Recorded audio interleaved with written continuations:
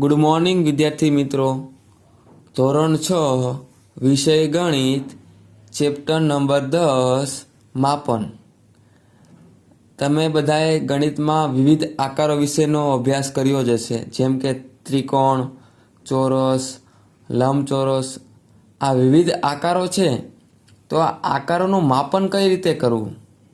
તો આપણે આ ચેપ્ટરમાં માપનની બે રીત જોવાની છે, એક પરિમિતિ અને ક્ષેત્રફળ. તો પરિમિતિ કોને કહેવાય? તો આપણે જોઈએ કે પરિમિતિ એટલે બંધ આકૃતિ ઉપરની બધી જ બાજુઓની લંબાઈનો સરવાળો, એટલે આકૃતિની પરિમિતિ.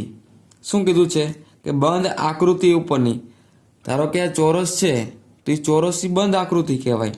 તો બંધ આકૃતિ ઉપરની બધી જ બાજુઓની લંબાઈનો સરવાળો. તો આ ચોરસ છે, તો એને ચાર બાજુઓ હોય, એક બાજુ, આ બીજી બાજુ, આ ત્રીજી બાજુ અને આ ચોથી બાજુ. તો ચોરસની ચારે બાજુઓની લંબાઈનો સરવાળો કરીએ એટલે આપને પરિમિતિ મળે. કોઈ પણ આકૃતિ હોય, ત્રિકોણ હોય તો ત્રિકોણને ત્રણ બાજુ હોય, તો ત્રણેય બાજુઓનો આપણે સરવાળો કરીએ તો આપણે ત્રિકોણની પરિમિતિ મળે. તો હવે આપણે પરિમિતિના સૂત્રો જોઈએ. તેમાં પહેલું છે લંબચોરસની પરિમિતિનું સૂત્ર. તો શું આવશે? 2 ગુણ્યા કૌંસમાં લંબાઈ પ્લસ પહોળાઈ. તમને બધાને ખબર જ છે કે લંબચોરસ હોય તો લંબચોરસની સામસામેની બાજુ સરખી હોય. 2 લંબાઈ હોય અને 2 પહોળાઈ. તો લંબચોરસની પરિમિતિનું સૂત્ર શું આવશે? 2 ગુણ્યા કૌંસમાં લંબાઈ પ્લસ પહોળાઈ. 2 શું કામ આવશે? કારણ કે 2 વખત લંબાઈ હોય છે અને 2 વખત પહોળાઈ હોય છે. એવી જ રીતે ચોરસની પરિમિતિ. તો ચોરસની પરિમિતિનું સૂત્ર શું આવશે? 4 ગુણ્યા બાજુની લંબાઈ. ચોરસ હોય છે તો ચોરસની કેટલી બાજુઓ હોય છે? 4. અને ચારે બાજુ કેવી હોય છે? એક સરખી. એટલે ચોરસની પરિમિતિનું સૂત્ર છે 4 ગુણ્યા બાજુની લંબાઈ. આગળ જોઈએ કે જેની બધી જ બાજુઓના માપ સરખા હોય તે બહુકોણને નિયમિત બહુકોણ કહેવાય. કે જેની બધી જ બાજુઓના માપ સરખા હોય. ધારો કે ચોરસ, તો ચોરસ છે તો એની ચારેય બાજુઓના માપ કેવા હોય છે? સરખા. તો ચોરસને આપણે નિયમિત બહુકોણ કહી શકીએ છીએ. તો એવી છે ત્રિકોણમાં પણ.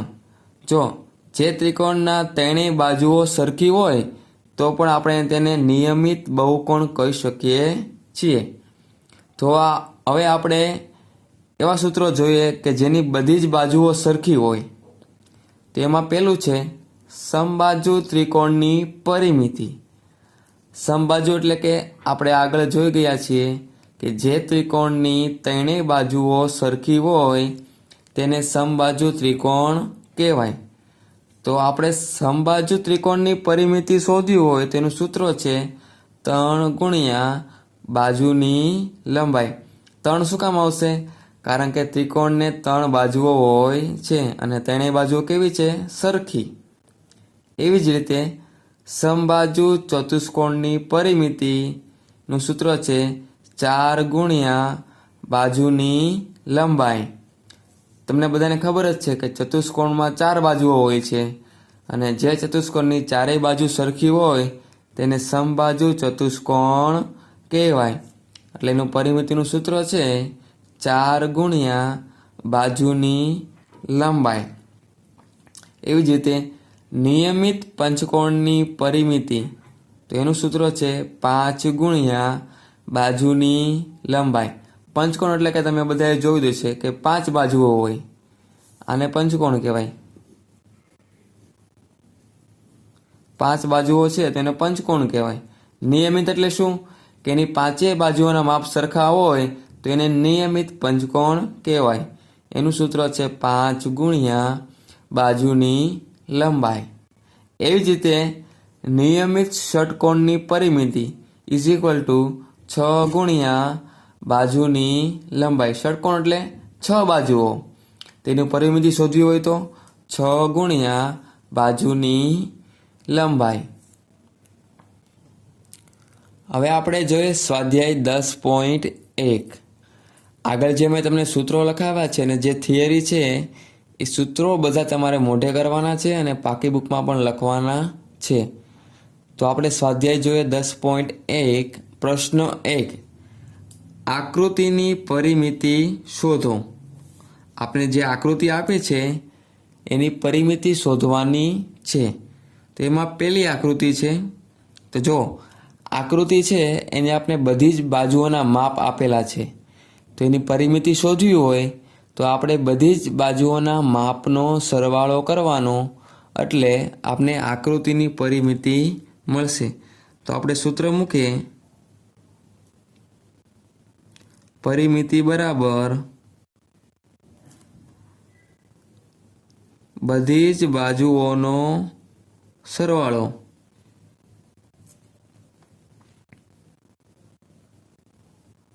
હવે જો કુલ 4 બાજુઓ આપી છે, એ ચારેય બાજુઓના માપનો સરવાળો કરીએ એટલે આપણે આકૃતિની પરિમિતિ મળશે. તો પહેલી બાજુ છે 4, બીજી બાજુનું માપ છે 5, ત્રીજી બાજુનું માપ છે 1 અને ચોથી બાજુનું માપ છે 2. તો હવે આપણે આ બધાનો સરવાળો કરીએ. 4 + 5 9, 9 ને 1 10, 10 ને 2 12, 12 સેમી. તો આકૃતિની પરિમિતિ કેટલી થશે? 12 સેમી. એવી જ રીતે આપણે બીજું જોઈએ, બી. તો એની પરિમિતિ શોધીએ. તો પરિમિતિ બરાબર બધી જ બાજુઓનો સરવાળો.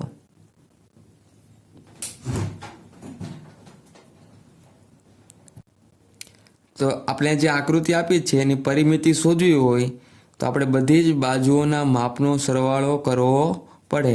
તો લખવાનું પરિમિતિ બરાબર બધી જ બાજુઓનો સરવાળો.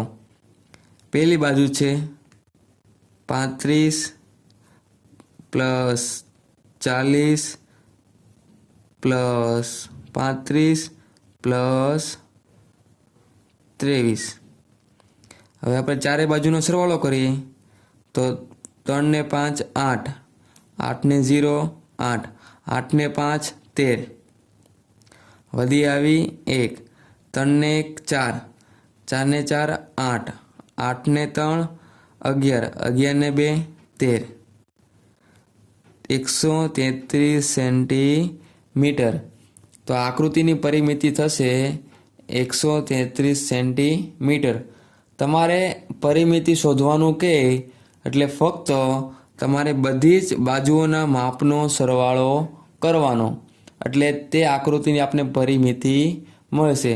આપણે જોયું કે આકૃતિ હતી તો ચારેય બાજુઓના માપનો સરવાળો કર્યો એટલે આપણે આકૃતિની પરિમિતિ મળે. એવી જ રીતે આપણે આગળ જોઈએ આકૃતિ F. તેમાં જો આપણે સાથીઓ દોરેલો છે તેમાં ઘણી બધી બાજુઓ આપેલી છે અને બાજુઓના માપ પણ આપેલા છે. તો આપણે દરેક બાજુઓના માપનો સરવાળો કરીશું એટલે આપણે આકૃતિની પરિમિતિ મળશે. પરંતુ આપણે ખાસ ધ્યાન રાખવાનું છે કે દરેક બાજુના માપ આપેલા હોય તો જ આપણે પરિમિતિ શોધી શકીએ. તો જો આ બાજુનું માપ છે 4 સેન્ટીમીટર, આ બાજુનું માપ છે 1 સેન્ટીમીટર, આ બાજુનું માપ છે 3 સેન્ટીમીટર.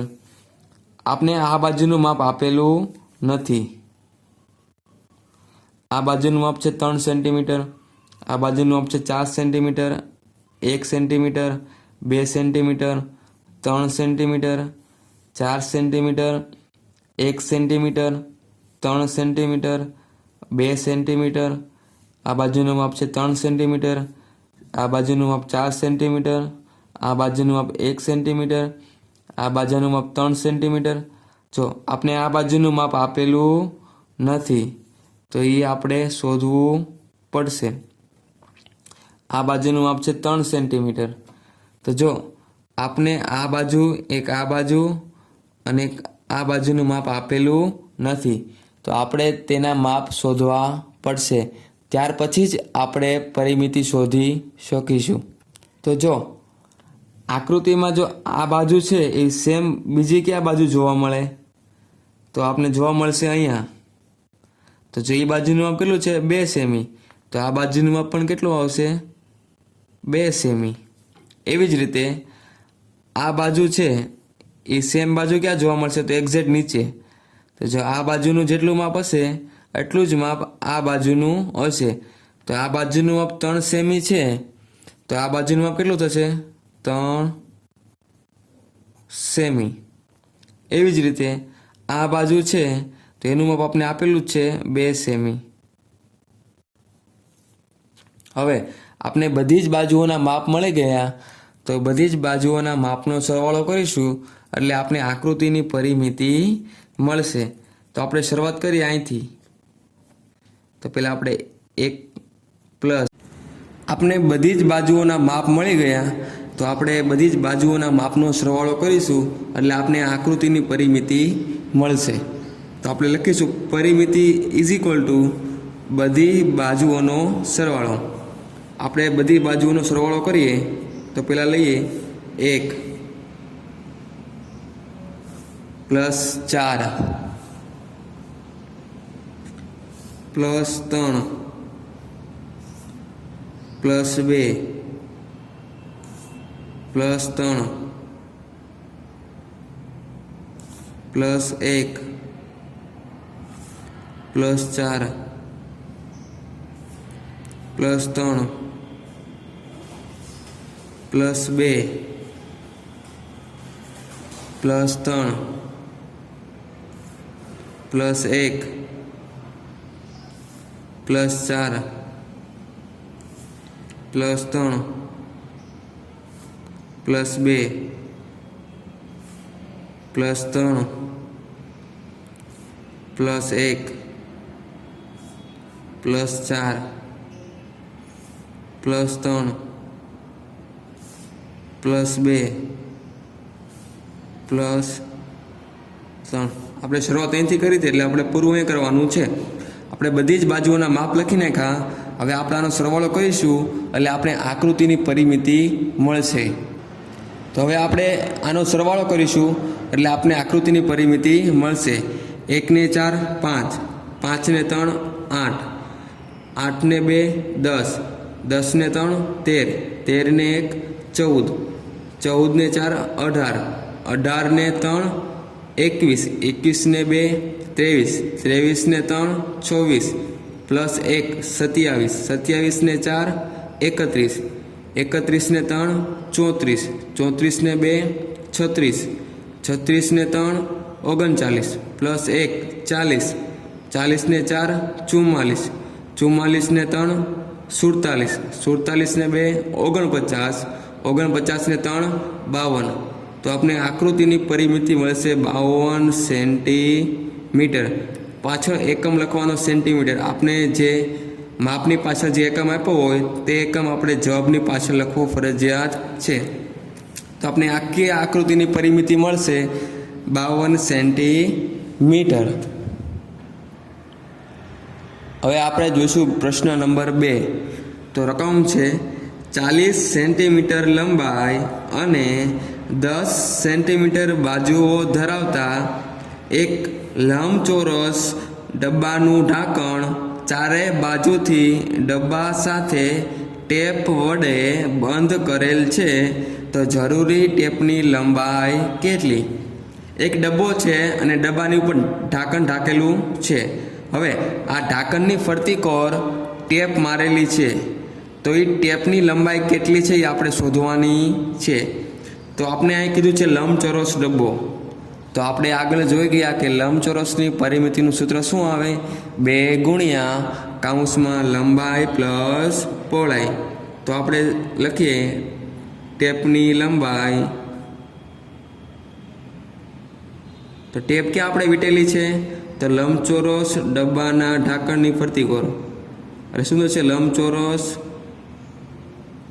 ઢાંકણની પરિમિતિ. સૂત્ર શું આવશે લંબચોરસની પરિમિતિનું? તો 2 ગુણ્યા કૌંસમાં લંબાઈ પ્લસ પહોળાઈ. આપણે 2 ના 2 એમને મૂકી દઈએ. ચલો, લંબાઈ આપણે કેટલી આપી છે રકમમાં જુઓ તો 40 સેન્ટીમીટર લંબાઈ. તો આપણે લંબાઈની જગ્યાએ લખવાનું 40 અને પહોળાઈ 10 સેન્ટીમીટર. તો પહોળાઈની જગ્યાએ 10. તો 2 ગુણ્યા બંનેનો સરવાળો 40 પ્લસ 10 કેટલા થશે? 50. 50 ગુણ્યા 2 કેટલા થશે? 100 સેન્ટીમીટર. આ શું આવ્યું? ટેપની લંબાઈ. તો શું આવશે? જરૂરી ટેપની લંબાઈ કેટલી પડશે? 100 સેન્ટીમીટર.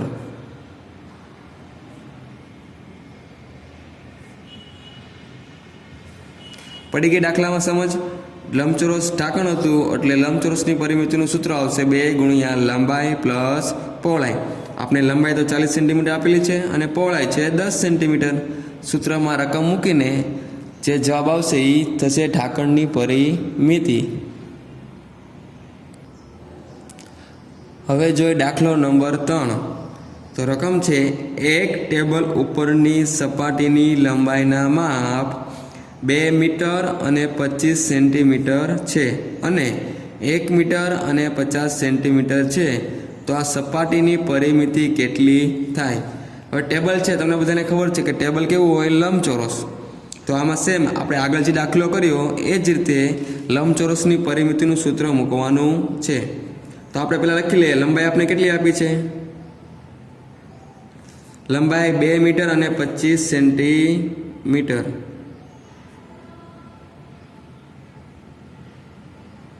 અને પહોળાઈ કેટલી થશે? એ પણ આપણે રકમ આપેલી છે 1 મીટર અને 50 સેન્ટીમીટર. હવે જો આપણે ખાસ ધ્યાન રાખવાનું છે, આપણે જે લંબાઈ આપી છે 2 મીટર અને 25 સેન્ટીમીટર. જો અહીંયા બંને એકમ અલગ અલગ છે તો આપણે જ્યારે પણ બંને એકમ અલગ અલગ હોય ત્યારે બંને એકમને આપણે સરખા કરવા પડે. તો અહીંયા મીટર છે અને અહીંયા છે સેન્ટીમીટર. તો આપણે સેન્ટીમીટરને મીટરમાં ફેરવવા પડે કાં તો મીટરને સેન્ટીમીટરમાં ફેરવવા પડે. બંને એકમ અલગ અલગ ચાલે નહીં, બંને એકમ સરખા હોવા જોઈએ. તો આપણે સેન્ટીમીટરને મીટરમાં ફેરવીશું તો આવશે 2.25 મીટર. સેન્ટીમીટરને મીટરમાં કેમ ફેરવવું તમે આગલા ચેપ્ટરમાં ભણી જ ગયા છો, ચેપ્ટર 8માં. એવી જ રીતે અહીંયા 50 સેન્ટીમીટર છે એને આપણે મીટરમાં ફેરવશું એટલે પછી બંનેનો સરવાળો કરીશું તો જવાબ આવશે 1.50 મીટર. આ આપણે લંબાઈ અને પહોળાઈનું ચોક્કસ માપ મળી ગયું. તો હવે આપણે સૂત્ર મૂકીશું. તો ટેબલની સપાટીની પરિમિતિ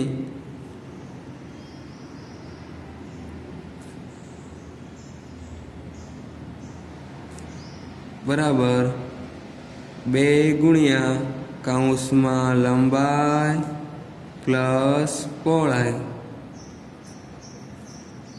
આપણે 2 ના 2 મૂકી દઈએ. ચલો, લંબાઈ કેટલી મળી છે આપણે? 2.25 પ્લસ પહોળાઈ કેટલી હતી? 1.50. 2 ગુણ્યા આપણે પોઈન્ટવાળી સંખ્યાનો સરવાળો કરતાં શીખી જ ગયા છીએ. તો કેટલો સરવાળો થશે? 2.25 અને 1.50. તો 5 પ્લસ 0 તો 5.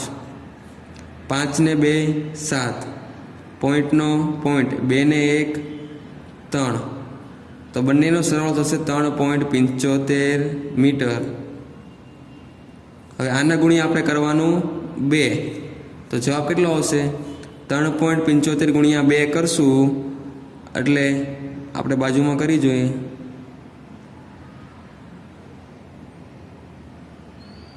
તો 5 ને 5 10 વધી 1. 7 ને 7 14 ને 1 15 વધી 1. પોઈન્ટનો પોઈન્ટ 3 ને 3 6 ને 1 7. તો 7.50 મીટર. તો ટેબલની સપાટીની પરિમિતિ કેટલી થશે? 7.50 મીટર. માટે આપણે નીચે લખવાનું ટેબલની સપાટીની પરિમિતિ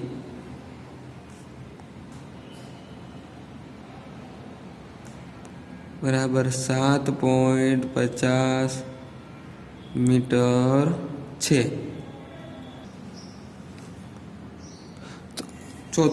દાખલા નંબર 4 તમારે હોમવર્કમાં કરવાનો છે। દાખલામાં તમને લંબાઈ અને પહોળાઈ આપેલી છે, એના પરથી તમારે લંબચોરસની પરિમિતિનું સૂત્ર મૂકીને દાખલો ગણવાનો છે। સાવ ઇઝી જ છે, એટલે તમારે હોમવર્કમાં કરવાનો છે। હવે આપણે દાખલા નંબર જોઈએ 5। રકમમાં છે લંબચોરસ આકારના જમીનના ટુકડાની લંબાઈ 0.7 કિમી અને પહોળાઈ 0.5 કિમી છે। જો લંબચોરસ જમીન આપેલી છે અને એની લંબાઈ અને પહોળાઈ આપેલી છે, તો સાવ સિમ્પલ છે કે લંબચોરસની પરિમિતિનું સૂત્ર 2 ગુણ્યા કૌંસમાં લંબાઈ પ્લસ પહોળાઈ। તો આગળ વાંચીએ।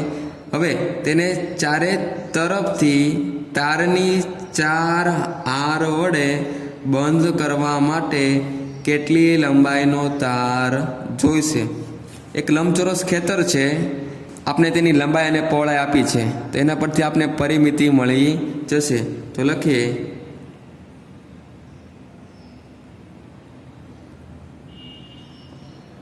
લંબચોરસ ખેતરની પરિમિતિ બરાબર 2 ગુણ્યા કૌંસમાં લંબાઈ પ્લસ પહોળાઈ। 2 ના 2 મૂકી દઈએ। ચલો, લંબાઈ કેટલી આપી છે 0.7 પ્લસ પહોળાઈ કેટલી છે 0.5। તો 2 ગુણ્યા 0.7 અને 0.5નો તમે સરવાળો કરશો એટલે કેટલો આવશે 1.2। 1.2 ગુણ્યા 2 કરશો એટલે 12 દુ 24, વચ્ચે પોઈન્ટ છે એટલે 2.4 કિમી। આ શું મળ્યું આપણે? લંબચોરસ ખેતરની પરિમિતિ, એટલે કે તમારી ખેતરની ફરતી કોર એકવાર તાર બાંધવો હોય તો 2.4 કિલોમીટરની પરિમિતિ છે, તો એટલો તાર જોશે। હવે આપણે રકમમાં શું કીધું છે? તેને ચારે તરફથી તારની 4 વખત હાર વડે બંધ કરવા માટે કેટલી લંબાઈનો તાર જોશે। આપને ફક્ત એક જ વખત તાર બાંધો એનું માપ મળ્યું છે, પરંતુ આપણે કેટલી વખત બાંધવાનું કીધું છે? 4 વખત। તો આના ગુણ્યા શું કરવાનું? 4। તો આપણે આગળ લખીશું, આપણે જ્યાં એ 2.4 કિલોમીટર મળ્યું એ શું મળ્યું? એક વખત તાર બાંધવાની લંબાઈ મળી, તો આપણે તો એ 4 વખત બાંધવાનું છે, તો ગુણ્યા શું કરવું પડે? 4। તો આપણે લખીએ એક વખત વાડ કરતા તારની લંબાઈ = 2.4 કિમી છે। ખેતરની ફરતી કોર એક વખત તાર બાંધવો હોય તેની લંબાઈ કેટલી છે? 2.4। તો આપણે 4 વખત તાર બાંધવો હોય તો એની લંબાઈ કેટલી થશે? તો 4 વખત વાડ કરતા તારની લંબાઈ કેટલા કિલોમીટર થશે તે રાશિ મૂકી દેવાની। તો શું કરવાનું હવે? 4 ગુણ્યા 2.4 છેદમાં 1। 24 ગુણ્યા 4 કેટલા થાય? 96, એટલે કે 9.6 કિલોમીટર। એટલે કે ખેતરની ફરતી કોર આપણે 4 વખત તાર બાંધવો હોય તો એની લંબાઈ કેટલી જોશે? 9.6 કિલોમીટર। એટલે 9.6 કિલોમીટર લંબાઈનો તાર જોઈશે।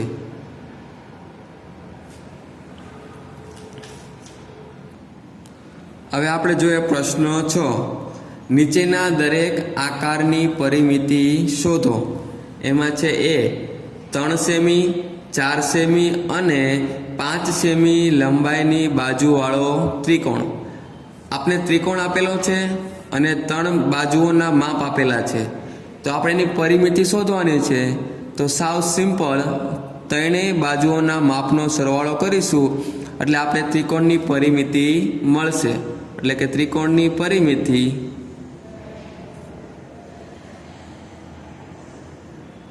બરાબર બધી બાજુઓનો સરવાળો.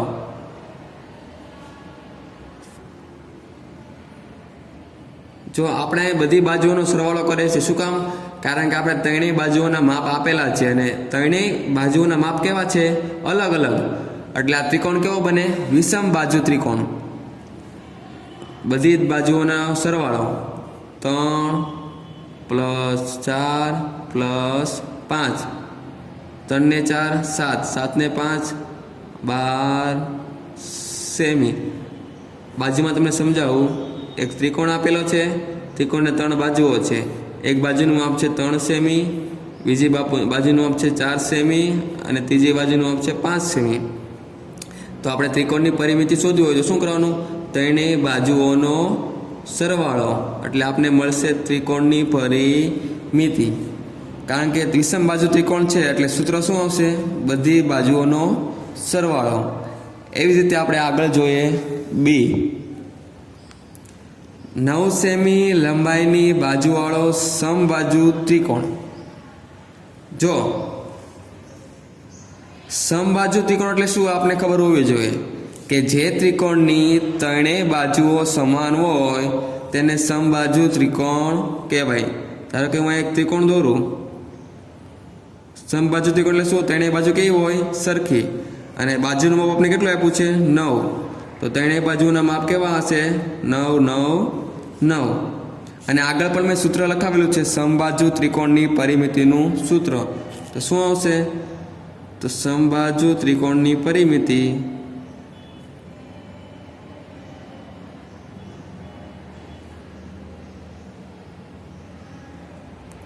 બરાબર 3 ગુણ્યા બાજુની લંબાઈ. 3 ના 3 મૂકી દે. બાજુની લંબાઈ કેટલી છે? 9. આપણે રકમમાં પણ 9 આપેલી છે. તો 9 તેરી 27 સેન્ટીમીટર.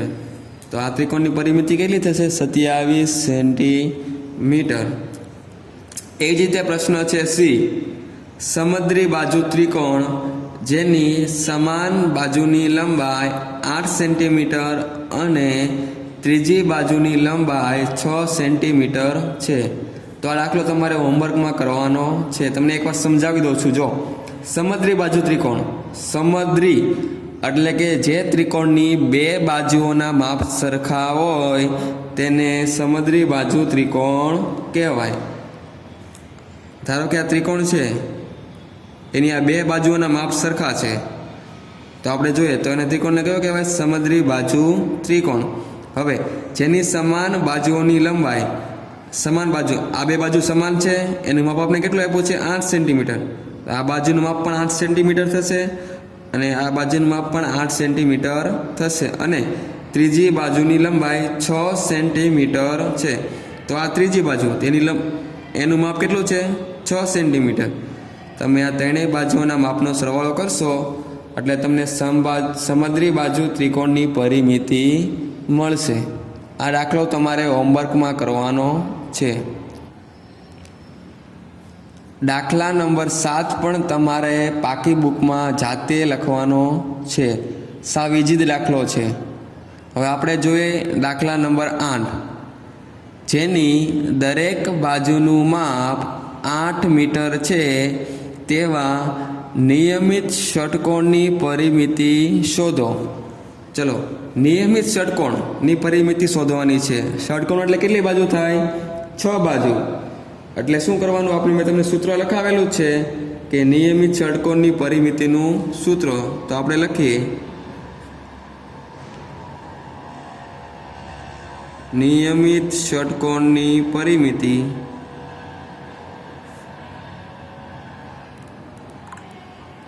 નિયમિત ષટકોણ હોય એટલે પરિમિતિનું સૂત્ર શું છે? 6 ગુણ્યા બાજુની લંબાઈ. 6 ના 6. બાજુની લંબાઈ કેટલી આપી છે આપને? 8.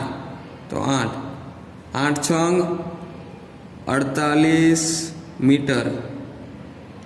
તો નિયમિત ષટકોણની પરિમિતિ કેટલી થશે? 48 મીટર. માટે નીચે લખવાનું નિયમિત ષટકોણની પરિમિતિ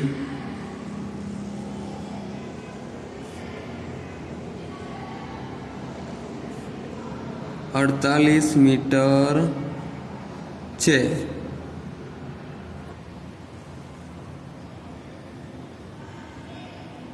હવે આપણે જોઈશું 20 મીટર પરિમિતિવાળા ચોરસની એક બાજુનું માપ. એ આપણે હવે નેક્સ્ટ લેક્ચરમાં જોઈશું. અને અત્યાર સુધીના જે દાખલા ચાલેલા છે અને જે થિયરી લખાવી છે એ તમારે પાકી બુકમાં લખવાની છે. જે વિદ્યાર્થીઓને લખાઈ ગયું હોય તેમને ઘરકામમાં લખવાનું છે, અને જે વિદ્યાર્થીઓને લખવાનું બાકી હોય તેને પાકી બુકમાં લખવાના છે. 1 થી 8 દાખલા કમ્પ્લીટ લખેલા હોવા જોઈએ અને સૂત્ર મોઢે કરવાના છે. જો સૂત્રો આવડશે તો જ દાખલા આવડશે.